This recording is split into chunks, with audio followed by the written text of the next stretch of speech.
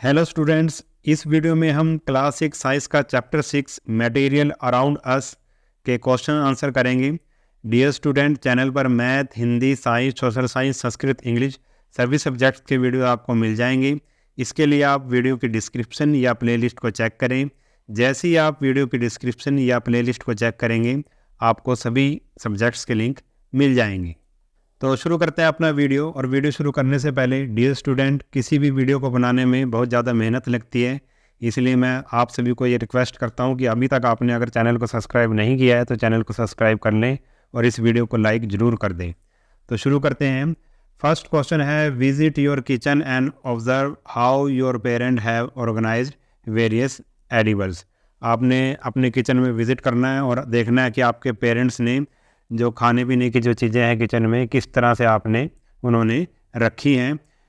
Can you suggest a better sorting method? क्या आप अच्छा एक सॉर्टिंग मेथड सजेस्ट कर सकते हो? राइट इन योर नोटबुक, अपनी नोटबुक में लिखना है। तो क्या सजेशन हो सकते हैं? नंबर 1 सजेशन है, ग्रुप बाय कैटेगरी। जितने भी किचन में चीज़ें हैं जैसे plates, grains, pulses, spices, snacks and beverages in separate section. इन सभी को हमने क्या रखना है? अलग अलग सेक्शन में रखना है। दालें हैं, अनाज है, मसाले हैं, स्नैक्स हैं या जो पीने का जूस वगैरह है, उनको अलग अलग उसमें हमने रखना है सेक्शन में। दूसरा लेबल कंटेनर, जो कंटेनर है उनको हमने लेबल कर देना है। क्लियरली लेबल जार्स और कंटेनर फॉर इजी आइडेंटिफिकेशन। उस पर हमने क्या कर देना है? कुछ लिख देना है, जैसे कि स्पाइसेस है तो उस पर स्पाइसेस लिख दो, पल्सेस है तो उस पर पल्सेस लिख दो। ठीक है, इस तरह से आप चिट लगा सकते हो या फिर किसी मार्कर से लिख सकते हो। हमने उसको लेबल करना है। और तीसरा हम क्या कर सकते हैं? Arrange by frequency of use. जिस चीज़ की हमें ज़्यादा यूज़ कर रहे हैं उसको हम कैसे अरेंज करेंगे? Keep frequently used item at the front. जो हम ज़्यादा यूज़ कर रहे हैं, बार बार यूज़ कर रहे हैं, उसको हम सामने रख लेंगे, आगे रख लेंगे। And less used ones at the back. और जो कम यूज़ हो रहे हैं चीज़ें, उनको हम पीछे रख देंगे। तो इस तरह से आप अपने किचन को ऑर्गेनाइज कर सकते हैं। क्वेश्चन नंबर 2 है, unscramble the letters column 1 and match with their properties column 2। हमने जो ये लेटर दिए हुए हैं कॉलम 1 में, ठीक है, ये कॉलम 1 में जो लेटर्स आपको दिए हुए हैं, इसको हमें क्या करना है? अनस्क्रैम्बल करना है, इसको सही ढंग से लिखना है। ये आगे पीछे लिखे हुए हैं, इससे क्या वर्ड बनेगा वो बनाना है। ठीक है, और फिर कॉलम 2 से जो उसकी प्रॉपर्टी है उससे मिलाना है। तो सबसे पहला वर्ड है हमारे पास टी, वर्ड दिए हैं TREMAT। तो इससे क्या वर्ड बनेगा? तो इससे वर्ड बनेगा, अगर हम बनाएं तो इससे बनेगा मैटर। और मैटर को किससे हम मैच करेंगे? तो matter occupies space and mass. आपको पता है कि जो मैटर है वो स्पेस और मास ऑक्यूपाई करता है, तो इसको मिला देंगे हम बी के साथ। तो नेक्स्ट लेटर है हमारा ULSBELO। तो इससे क्या बनेगा हमारा? तो इससे बनेगा हमारा सोल्यूबल। और सोल्यूबल को हम किससे मैच करेंगे? सोल्यूबल क्या होता है? Mixes completely in water. जो सोल्यूबल होता है वो वाटर में पूरी तरह से मिक्स हो जाता है। नेक्स्ट जो हमारा वर्ड है वो TNERP। इससे क्या बनेगा हमारा? तो इससे हमारा बनेगा ट्रांसपेरेंट। ठीक है, ट्रांसपेरेंट। और ट्रांसपेरेंट की किससे मैचिंग होएगी? ट्रांसपेरेंट की मैचिंग होगी ए के साथ, object can be seen clearly through it. ऐसे ऑब्जेक्ट जिनके आर पार आसानी से देखा जा सकता है। नेक्स्ट वर्ड है हमारा ERUSTL। तो इससे हमारा बनेगा लस्टर।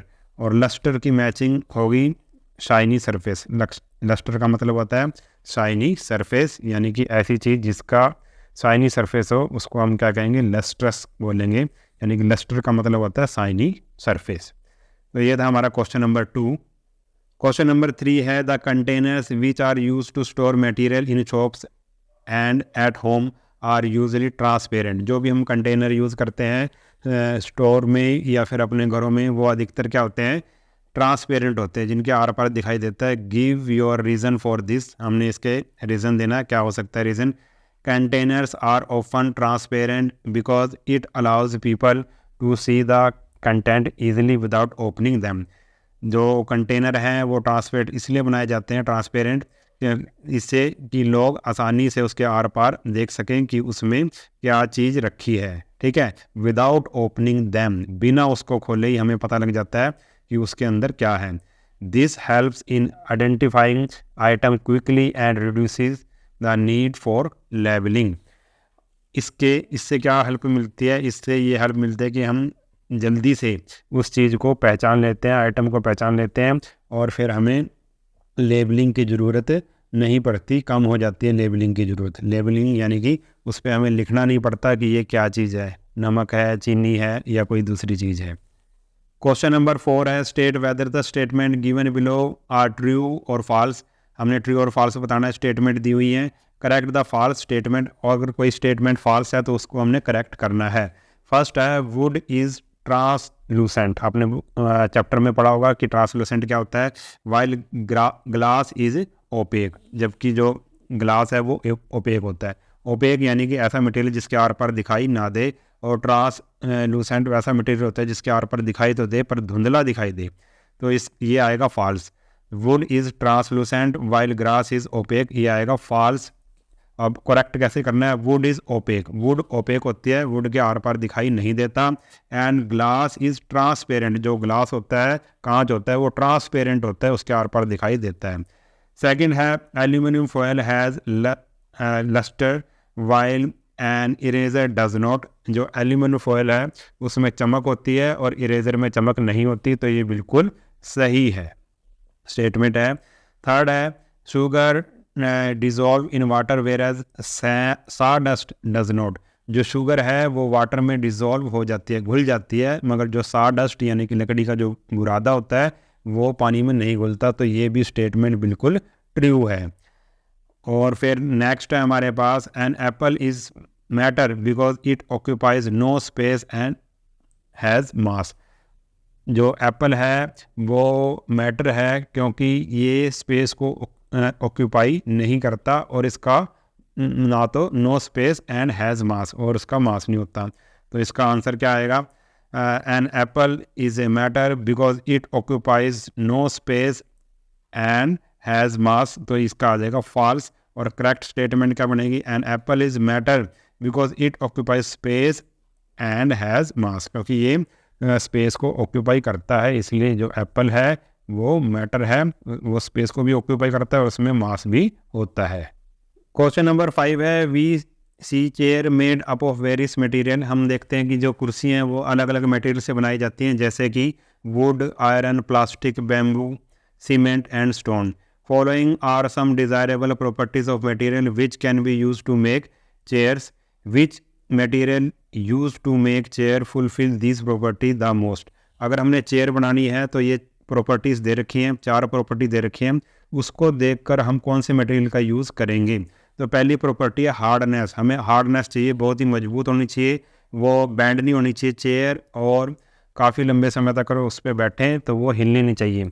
तो वो किस चीज़ से बन सकती है?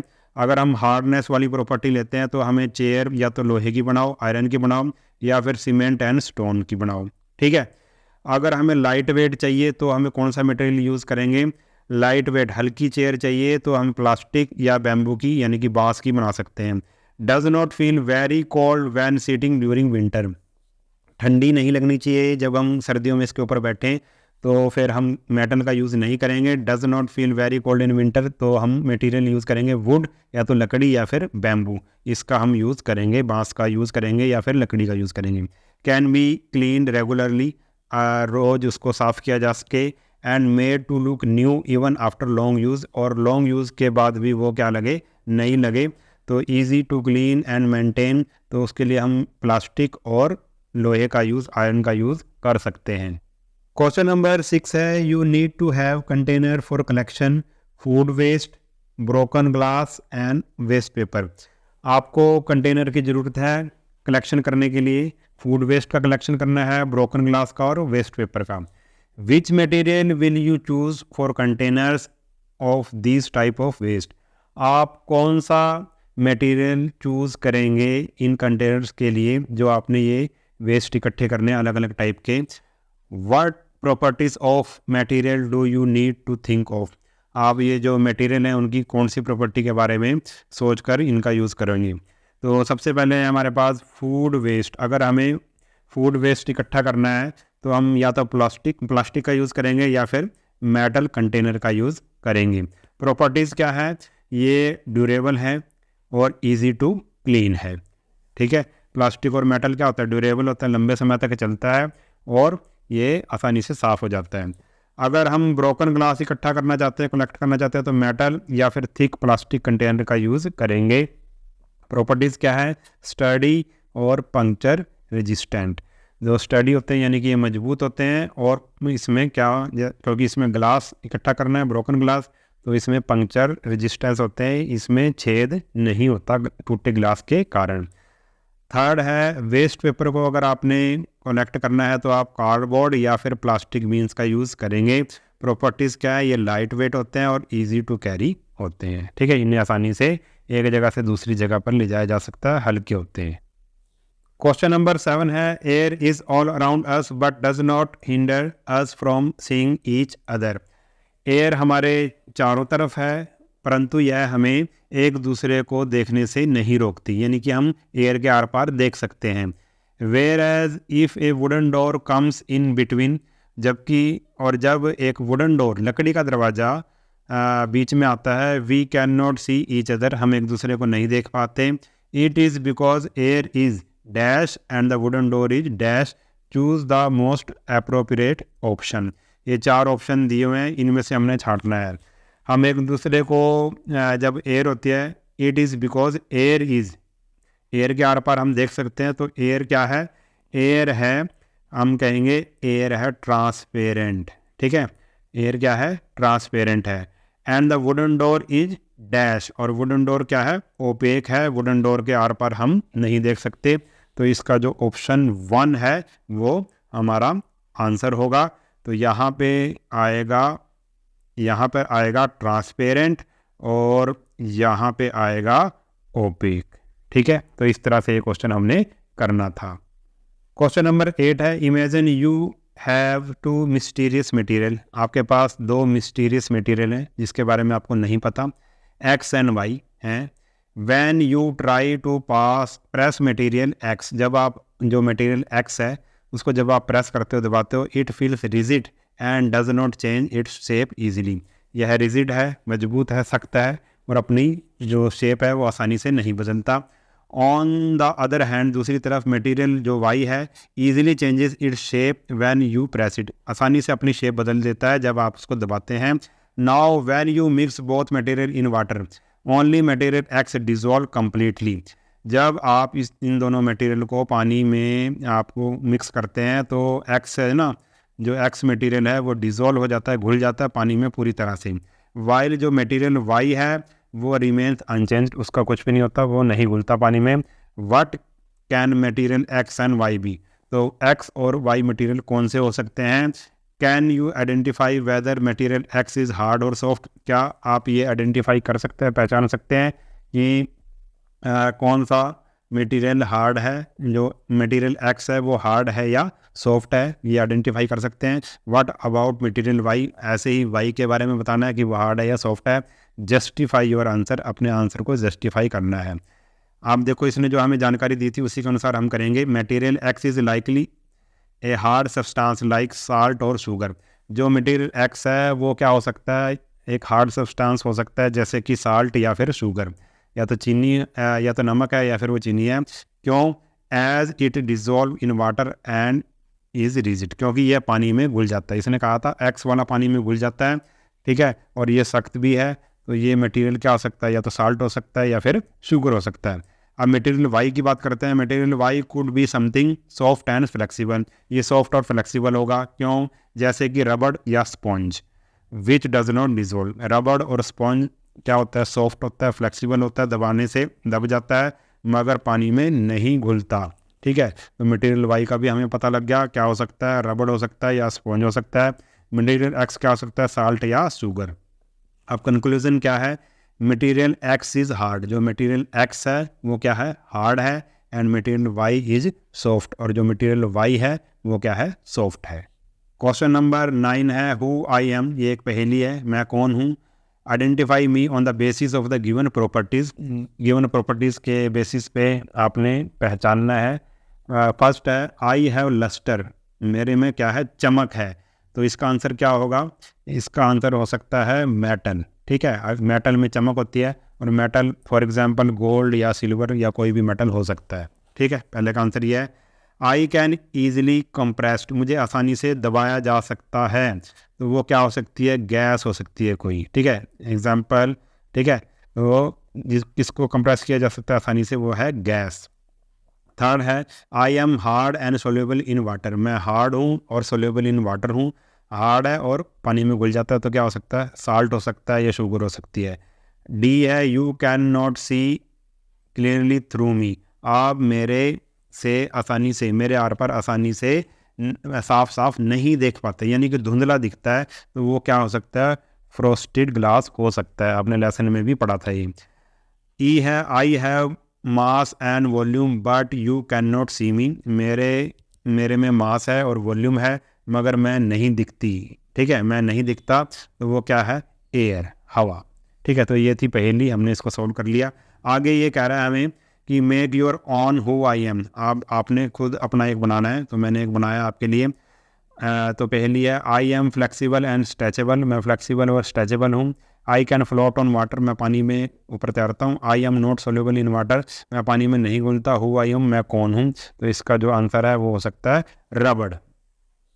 क्वेश्चन नंबर 10 है you are provided with the following material, आपको ये मटेरियल दिए गए हैं, vinegar, honey, mustard oil, water, glucose, wheat flour. Make any two pair of material where one material is soluble in other, हमने दो pair बनाने हैं जिसमें एक जो मटेरियल है दूसरे में क्या होगा, सोल्यूबल होगा। Now make two pair of material where one material remains insoluble in the other material, और दूसरा पेयर ये बनाना है आपने। ठीक है, कि एक मटेरियल दूसरे मटेरियल में सोल्यूबल नहीं है। तो पहले हम सोल्यूबल पेयर की बात करते हैं, जो एक चीज़ दूसरे में चीज़ में घुल जाएगी। तो विनेगर और जो वाटर का जो सॉल्यूशन है, वो विनेगर और वाटर आपस में एक दूसरे में घुल जाते हैं, तो ये हो गया सोल्यूबल पेयर। ऐसे ही अगर पानी में ग्लूकोज को घुला जाए वो भी घुल जाएगा, तो ये दोनों तो पेयर हो गए सोल्यूबल पेयर। अब इन सोल्यूबल पेयर की बात करते हैं। मस्टर्ड ऑयल और वाटर, सरसों का तेल और पानी आपस में नहीं घुलते। ऐसे ही वाटर और व्हीट फ्लोर, ये भी आपस में नहीं घुलते, तो ये पेयर हो गया हमारा इनसोल्यूबल पेयर। तो ये था हमारा सॉल्यूशन। इस वीडियो में इतना ही। अगर वीडियो आपको अच्छा लगा है तो चैनल को सब्सक्राइब कर लेना और वीडियो को अपने सभी दोस्तों के साथ शेयर ज़रूर कर देना। मिलते हैं नेक्स्ट वीडियो में, तब तक के लिए नमस्कार।